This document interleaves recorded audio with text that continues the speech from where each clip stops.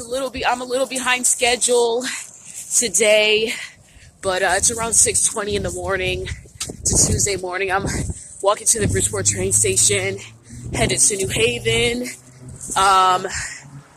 Today's my first day of work. I'm going to be working at a call center for a very well-known cable company. So, yeah, I look forward to getting started. We're doing training for a couple of weeks, so I can't wait to see what that's like. But I just want to know, how is your morning going? If this this video may premiere, I don't know, maybe it will premiere in the morning, I'm not sure, but just let me know, how is your day going today? Alright, let me know in the comment section below how your day is going. Alright, so I know I didn't give you much details on why I had to go to eviction court. This is the story, okay? So, basically, early last year, my sister and I were served eviction papers because,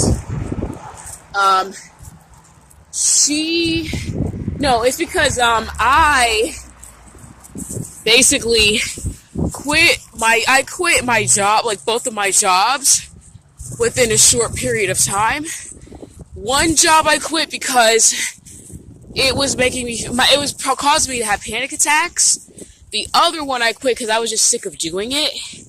And at the time, I had just gotten my life and health insurance license. So I was kind of feeling myself. And I was already in talks with a company that basically would allow me to work from home. So I was kind of thinking, you know what, screw this. I'm going to work from home. Because I was working as a merchandiser for Hallmark. Horrible experience. Horrible. The management was just not professional, not helpful. So I had to go. That job is more overwhelming than it appears. And then I was also working at CVS in a wealthy town called Darien, Connecticut. So I just got sick of being there because it was like I knew how much money I could be making. But anyways, on my birthday, I quit CVS. And I quit Hallmark, I think it was a week or two prior. Here's the issue. Once I was ready to start doing the insurance thing, but then I realized it was just dumb. Like, honestly, I just didn't plan it out right. So basically, I realized that it was going to be expensive because the way it was going to work, I was going to go to a lead. I was going to pretty much say that the company says, okay, here are 10 people that are interested in getting insurance, right? I had to go to their homes, which I knew that. But because I don't drive right, at the time I didn't drive, so I was thinking, oh crap, like, it hit me later. I was like, oh wait, like, I'm going to have to, like, Uber to all these places, and I hadn't really planned on quitting, so I didn't have that much money, so it was just really bad planning. So last time, it was my fault why we ended up going to eviction court, because at a certain point, the weeks started going by. I started looking for regular work, but no one was getting back to me. So over time, like, I think it took me like a month to find a job. So at that point, we were behind. And you may be wondering, well, wait, what about your sister? My sister, she actually, this was going on for a couple of months. So my sister, she was paying the rent, but at a certain point, she was having a hard time keeping up, because at the end of the day, we were supposed to be splitting it. That was our agreement. So I wasn't keeping up, holding up my end of the deal. So anyway, I ended up finding a job, but the job wasn't going to start for another month. So at that point, we got served eviction papers from the sheriff. And if you've never been served, this is how it goes. You get a loud FBI knock on your door. You open it and it's the sheriff. The sheriff serves you papers saying, the papers basically say you have to leave in 3 days. Here's the thing. You don't actually have to leave in 3 days. If you're there past the 3 days, you get served another set of papers. Those set of papers tell you, hey, you have to bring these papers down to the courthouse. You bring the papers down to the courthouse. Then the courthouse says, okay, this is why you're being served. Right? You can respond to this if you want to on a piece of paper. You basically fill it out. You basically examine everything the landlord put on the paper, and you can agree or disagree with it. Then you send the papers, you give the papers back to the clerk, and then he says, okay, we'll send you another letter. We'll send you a letter for the court date. So, I've noticed in Connecticut, those papers end up coming about 2 to 3 weeks later. Really like 2 weeks later. And then the date is usually for about a month later. Yeah, usually 3 to 4 weeks later. So it buys you some time to save up for the money you owe. Alright? So getting to the point, last time, like I said, I ended up starting that new job. The job actually paid really well. So I was able to come up with a large sum of money relatively fast because the pay rate was so good. Because I was working at an insurance. I was working as an insurance broker. So yeah, that was the most money I've made ever in my life. So, anyways, we went to court, and I actually was able to give $600 in cash. Like, I literally put it on the table. And the way it goes, when you go to court, you have to wait for a courtroom to open up. The judge's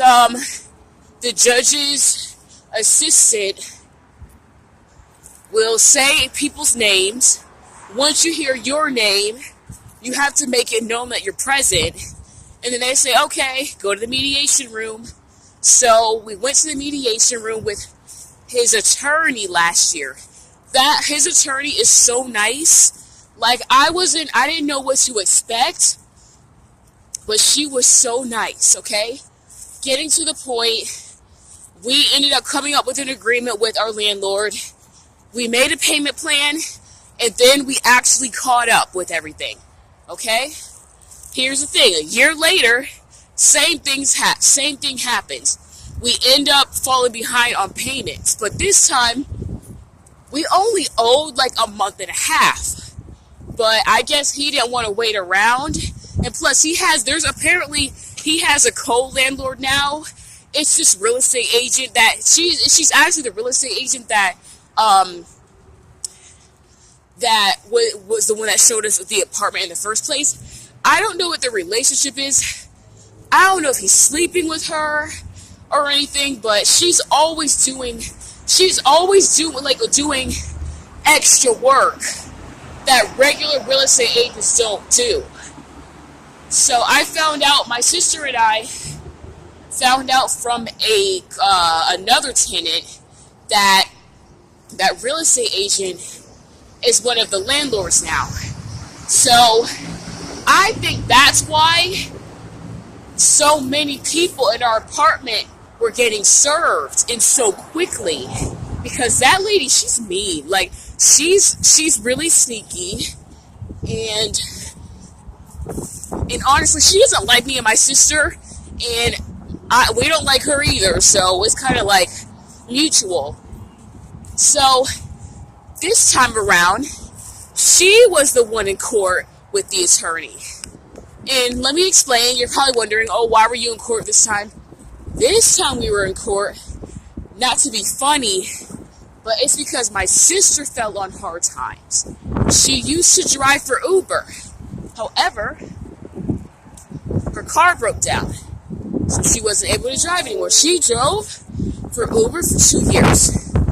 Her car completely stopped moving. And Uber, it just doesn't pay that well, so she didn't have enough money to replace it in a timely manner. It just was a mess. So, my sister starts looking for work. So at first, I was paying most of the rent, but I wasn't paying it all because the job that I had, it just wasn't. I had quit the insurance job at this point, and this is a year later. So I quit the insurance job because honestly, that job was worse than Hallmark. It was giving me so much anxiety, dude. I think I may leave a video. I have to get going because I think my train's coming, but I'll make a new video. I may make a video about that, but oh, you know what? Haha. I did make a video about that. It's actually out right now. It's called Why I Quit My 9-to-5 Insurance Job. So there's a video explaining why I had to quit. Anyway, I was paying most of the rent. So let's say the rent, the rent, I'll be honest with you. The rent's $850, right? But it's for this tiny studio. The rent, I'm grateful though. I'm grateful for it. The rent is $850. I was paying $600, $700. I wasn't able to pay the full $850. So my landlord got fed up and he served his papers. Here's the thing, we didn't know he was going to serve his papers. He never warns us when he's serving his papers. So anyway, that's why we went to court. But yesterday, when I saw that the real estate agent who hates us was actually with the attorney, I was thinking, oh my God, we're screwed. But thank God it was the same attorney. So it just seemed like she was the one who wanted to work things out. And so there was a discrepancy with something, so they called our regular attorney, our real attorney, and, then they sorted it out. But ultimately, we came to an agreement. We're going to make a certain amount of payments until we're caught up, and then we'll be in good standing, okay? So the issue is, if we don't make those payments, then at that point, that's when that will not be a good situation, because legally, he can have us evicted at that point if we don't pay on time. So it's really not a joke. My advice to everyone out there, this is what I'm even going to do. At this point, I'm just going to get 2 jobs. I'm just going to make sure that I always have 2 jobs, because if I had another job, this wouldn't have happened. Honestly, this wouldn't have happened. So my advice to you, if you're not, because here's the thing, you never know what's going to happen, okay? My advice to anyone out there, if you want to avoid eviction, if you don't have a ton of savings, please get a second job. I don't care if it's 1 day a week. That's money that's extra money that you can set aside for savings, because you never know. I don't want to cry about it because, I'm getting emotional about this, but you never, I would have never thought I would have been evicted, had eviction papers again. I never thought we were going to get served again. When it happened last time, we were oh my gosh, we're making sure this never happens again. But it did. So now, even though I'm starting this new job, doing this full time, I need to make sure that this never happens to me again, because this job, it honestly doesn't pay that much. So I gotta look for a second job. So it's like, you know what, it is what it is, because even if I have to have that second job for a few months, at least I have savings for a rainy day. So that's my advice to you, to like say avoid eviction by just like getting a second job, or dude, like if you know what your talents are, I don't know. That's just my advice to you, because I've been through this twice already. I think I know what I'm talking about. And it's true. I actually do have multiple, I'm growing my multiple streams of income. I'm creating multiple streams of income, online income for myself, but at the end of the day, those aren't paying well yet. So I would have to get a second job. So I just want to say, nothing wrong with dreaming. I have my dreams, I have my goals. Like, if you watch my videos, you know, my goal is to work. From my goal is to pretty much make money online full time.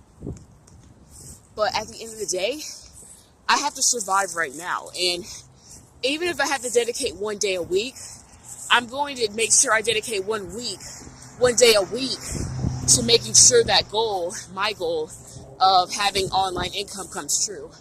But I have to survive too, so it's all about balance. Anyways, that's my story. Thank you for watching. I hope you're able to take some good info from this. And let me know in the comment section below if you've ever had to deal with if you've ever had to go to eviction court. So have you ever been to eviction court?